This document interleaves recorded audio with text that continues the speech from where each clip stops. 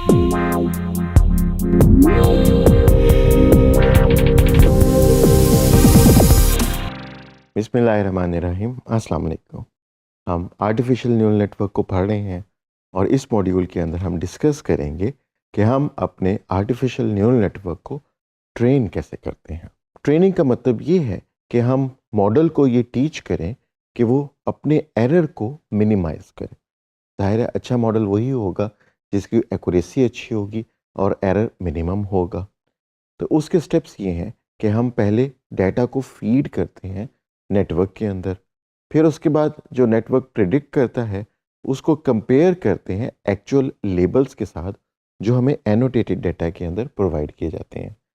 उसके बाद फिर हम नेटवर्क्स के वेट्स को एडजस्ट करते हैं ताकि हमारा लॉस रिड्यूस हो, और इस प्रोसेस को हम बहुत सारी आइट्रेशंस में रिपीट करते हैं जिनको हम ईपॉक्स कहते हैं। इस पूरी प्रैक्टिस का हमारा ऑब्जेक्टिव ये होता है कि हम लॉस फंक्शन को मिनिमाइज करें जिससे हमारी एक्यूरेसी इंक्रीज हो जाएगी।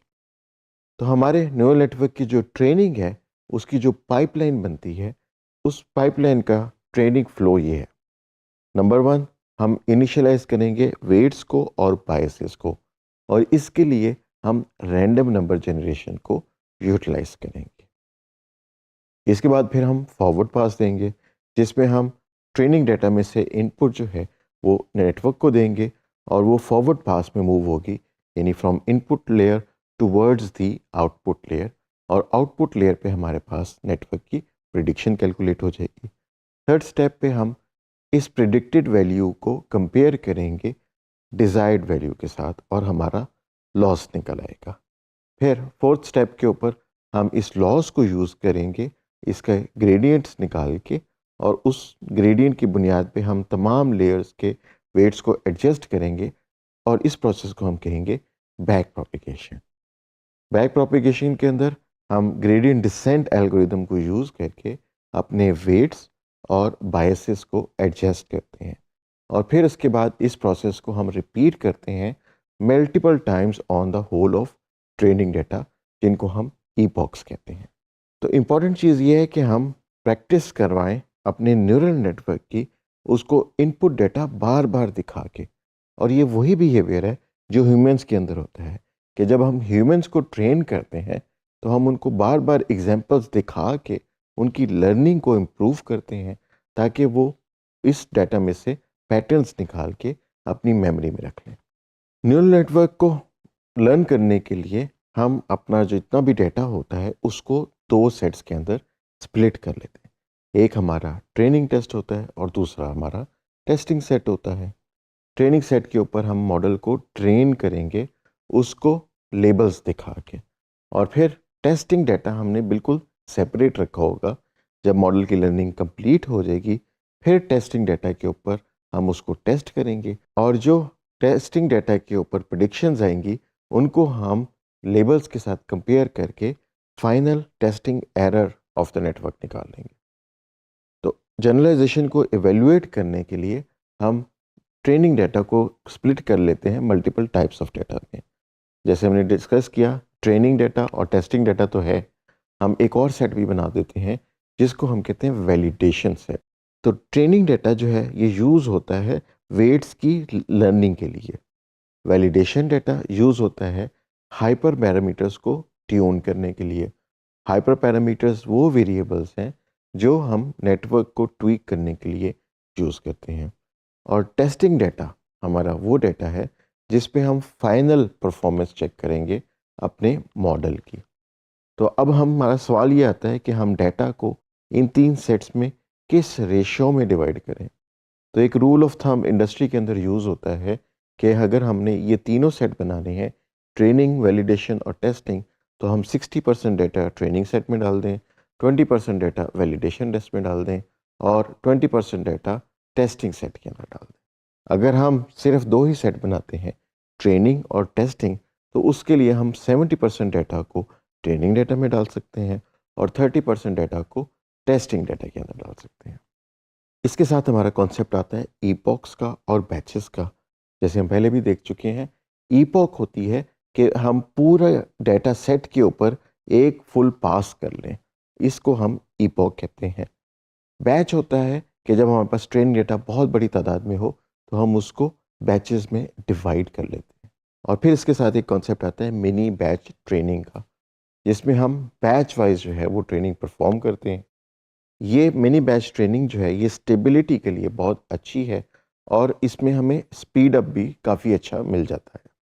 एग्जाम्पल इसकी हम ये लेते हैं कि लेट से हमारे पास जो पूरा डेटा सेट है उसके अंदर 1000 सैम्पल्स हैं, तो इसका बैच साइज जो है वो 100 बना सकते हैं, जिससे हमें 10 बैचेस मिल जाएंगे।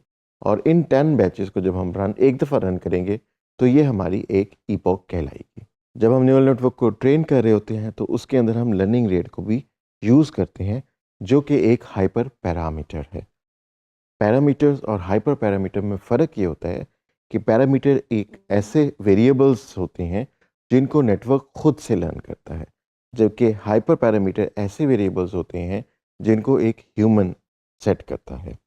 तो लर्निंग रेट एक हाइपर पैरामीटर है, इसका मतलब ये है कि इसकी वैल्यू हमने सेट करनी है। तो हमारा लर्निंग रेट जो है ईटा, वो हमारा कंट्रोल करता है कि हमारी अपडेट ऑफ वेट कितने मैग्नीट्यूड की होगी। तो जब हम अपडेट ऑफ वेट का फॉर्मूला देखते हैं तो वो होता है W is equal to W minus eta into D L by D W. इसमें जो ईटा है वो हमारा लर्निंग रेट है।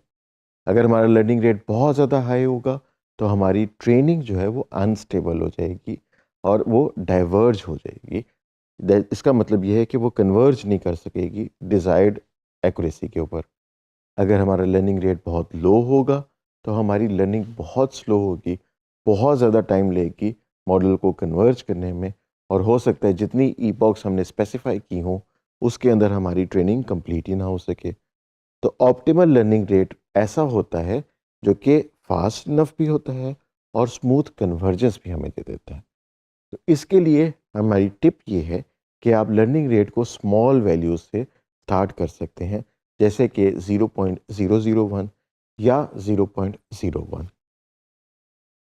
लर्निंग रेट के हम न्यूमेरिकल एग्जांपल्स अगर लें तो अगर लेट से हम लर्निंग रेट 0.1 रखते हैं, इसका मतलब है कि हम हर स्टेप में 10% लर्निंग करेंगे, तो ये हमेशा टारगेट से ओवरशूट कर देगा।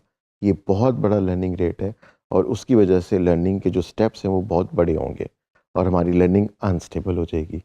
अगर हम इसकी वैल्यू 0.01 रखें तो इससे हमें एक फास्ट लर्निंग मिल जाएगी और कन्वर्जेंस भी अचीव हो जाएगी। अगर हम लर्निंग रेट को 0.0001 रखते हैं, यानी 3 ज़ीरोज़ के बाद 1, तो हमारा ये लर्निंग रेट बहुत ही स्लो है और न्यूरल नेटवर्क को कन्वर्ज करने में बहुत टाइम गुजर जाएगा। जब हम न्यूरल नेटवर्क की ट्रेनिंग कर लेते हैं तो फिर सवाल आता है कि अब हम न्यूरल नेटवर्क को एवेल्युएट करें। तो एवेल्युएट करने के लिए हमारे पास डिफरेंट मैट्रिक्स अवेलेबल हैं। अगर हम न्यूरल नेटवर्क को क्लासिफिकेशन प्रॉब्लम में अप्लाई कर रहे हैं तो हमारे पास जो परफॉर्मेंस मैट्रिक्स हैं वो हैं accuracy, precision, recall, F1 score. ये वो मैट्रिक्स हैं जिनको हम पिछले मॉड्यूल्स के अंदर स्टडी भी कर चुके हैं।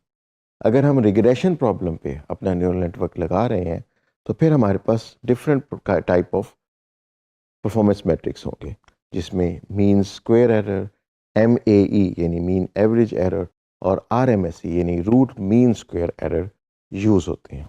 हम अपने न्यूरल नेटवर्क को इवेल्युएट करने के लिए कन्फ्यूजन मैट्रिक्स भी बना सकते हैं। कन्फ्यूजन मैट्रिक्स हमें बताती है कि हमारा नेटवर्क जो है वो किस कैटेगरी को किस कैटेगरी के साथ कितना कंफ्यूज कर रहा है। लिहाजा कन्फ्यूजन मैट्रिक्स को यूज़ करके हम क्लासिफिकेशन के रिजल्ट्स को विजुअलाइज भी कर सकते हैं। न्यूरल नेटवर्क की इवेल्युएशन बहुत ज़रूरी चीज़ है और ये इंश्योर करती है कि हमारा मॉडल जो है वो डिप्लॉयमेंट के बाद भी अनसीन डेटा पे अच्छा परफॉर्म करेगा। हमें क्लाइंट ने जितना ट्रेनिंग डेटा दिया होता है हम उसके ऊपर एक अच्छा मॉडल तो बना सकते हैं, लेकिन हमारे लिए ये देखना मुश्किल होता है कि डिप्लॉयमेंट के बाद क्लाइंट इसको किस तरह का डेटा देगा। तो अगर हमारी एवेल्युएशन अच्छी होगी तो हमारा मॉडल डिप्लॉयमेंट के बाद भी अच्छा परफॉर्म करेगा। तो हमारी न्यूरल नेटवर्क की जो ट्रेनिंग है उसकी समरी ये है कि न्यूरल नेटवर्क की ट्रेनिंग के अंदर जो स्टेप्स होते हैं वो होते हैं फॉरवर्ड पास, बैकवर्ड प्रोपेगेशन और उसकी वेट्स की अपडेशन। फिर हम जो हमारा डेटा सेट होता है इसको स्प्लिट कर लेते हैं 2 या 3 सेट्स के अंदर। जो 3 सेट्स हैं वो हैं ट्रेनिंग सेट, वैलिडेशन सेट और टेस्टिंग सेट। इन तीनों में डिवाइड करने से हमारी जनरलाइजेशन जो है वो बढ़ जाती है और हम जनरलाइजेशन को चेक कर सकते हैं। लर्निंग रेट जो हाइपर पैरामीटर है वो बहुत क्रिटिकल है। ये कंट्रोल करता है कि हमारा मॉडल जो है वो कितनी तेज़ी से लर्न करेगा। अगर लर्निंग रेट हाई होगा तो मॉडल ज़्यादा तेज़ी से लर्न कर जाएगा और वो एक्यूरेसी पे कन्वर्ज नहीं होगा। अगर लर्निंग रेट बहुत स्लो होगा तो हमारे मॉडल की लर्निंग भी बहुत स्लो हो जाएगी। और फाइनली हम अपने न्यूरल नेटवर्क की ट्रेनिंग को इवेल्युएट करते हैं एक्यूरेसी से या लॉस प्लॉट्स के ज़रिए से, और जो डिफरेंट परफॉर्मेंस मैट्रिक्स हमने स्टडी किए उनके ज़रिए। तो हमारे जो की टेकअवेज हैं वो हैं कि हम राइट लर्निंग रेट को फाइंड आउट करें जिससे हमारी फास्ट और स्टेबल लर्निंग परफॉर्म हो सकती है।